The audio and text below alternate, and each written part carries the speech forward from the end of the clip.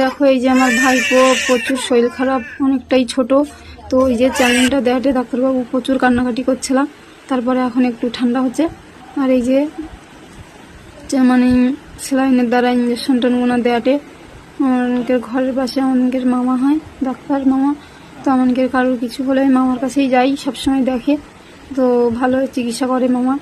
আর এই যে চ্যানেলের মধ্যে মানে ইঞ্জেকশন করাতে একটুখানি মানে বাচ্চা তো খুবই সমস্যা ওঠে, অসুবিধা করতে। বাচ্চা কাচ্চার কিছু হলে বাচ্চা কাচ্চারও যেরকম সমস্যা, বড় লোকেরও সেরকম অসুবিধা হয়। তো কী করা যাবে, বাচ্চা কাচ্চা মানে তো আর কইতে পারেনি কী হটে, বড় লোককেই বুঝতে হটে কী হটে না হটে। আর ওই যে মা কান্নাকাটি করছিল, তো আমি কইলি একটু নিয়ে আসো, কয়েকদিন যে সূর্যে ঘুমিয়ে গেছে। আর টোকা শোনা এত 2-3টে টোকা এই 3-4 দিন, এই সেই চড়কের দিন দিয়া এই 3 ভাই বোনের শুরু হচ্ছে। দুজন আগে একটু ওরকম হয়ে একটু সুস্থ মতন হচ্ছে, আবার এ লাস্টে এই যে পড়ছে।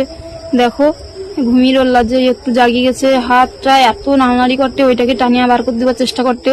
মানে বড় লোক যেটা বুঝে অন্য কি আর সেটা বুঝেটে, যেটা কি ওর হাতে দিছে একটা অস্বস্তি বোধ হটে। হ্যাঁ, তা ও ওটাকে শুধু মানে টানিয়া বার করে দেওয়ার জন্য ব্যস্ত হচ্ছে, আর হাতটা শুধু দেখে রে এটা কি। দেখো কিভাবে শুয়ে রয়েছে, ওটাকে নিয়ে খেলা করতে একটু ঘুম দিয়ে উঠিয়া। তা আমি একটু ভিডিও করলি, তো এখনো এই 2 দিন সমানে সেলাইনটা টানেটে।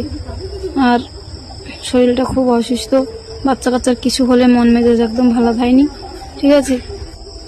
দেখো এই যে একটু কান্নাকাটি করছিল, আবার উঠিয়া বসছে, বসিয়া এই যে ঘুমাটে। আর আমার এই যে বসি রয়েছি এখানে, এই যে ডাক্তার মামারে ঘরে আসা, তারপরে এই যে আবার ঘুমিয়েছে, শুয়ে করে দিছে।